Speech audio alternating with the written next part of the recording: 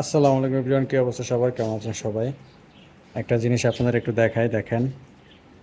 মাশাল্লাহ, কত সুন্দরভাবে ঘুমাইতেছে দুইজনে। এই যে, একটা হচ্ছে বাটার আর একটা হচ্ছে বিস্কুট। তো মাত্রই হচ্ছে বাসায় আসছি।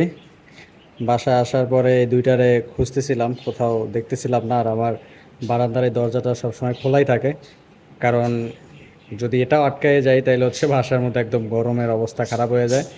যার কারণে এই বারান্দার দরজাটা আমি খুলে রাখি, যাতে এখান থেকে বাতাস ঢুকতে পারে। আর যত যারা আছে বাসার মধ্যে, এই যে টাইগাররা, পুতুলিয়ান টফি, ওরা যাতে ভালো মতো থাকতে পারে আর কি।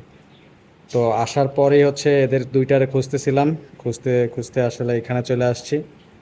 অন্ধকার ছিল, লাইটটা জ্বালাইলাম, পরে দেখলাম এরকম একটা সুন্দর একটা দৃশ্য আর কি। তো মাশাল্লাহ, সবাই মাশাল্লাহ বলবেন। দেখেন কত সুন্দরভাবে, কত শান্তিতে ঘুমাইতেছে। মানে এত শান্তিতে ঘুমাইতেছে যে কোনো হুঁশ নাই, একদম কোনো হুঁশ নাই। আর বারান্দা হচ্ছে বাতাস থাকে, যার কারণে আর কি এখানে ওরা খুব আরামে ঘুমাইতে পারে। দুইজন দুইটা টবের উপরে উঠা তারপরে ঘুমাইতেছে। আর এইখানে টাইগার, এই যে আমার পা ধরে এতক্ষণ টানাটানি করতেছিল। তো ওদের আসলে এই সুন্দর ঘুমটা আমি ভাঙাইতে চাইতেছি না, যার কারণে সামনে যাচ্ছি না আর কি।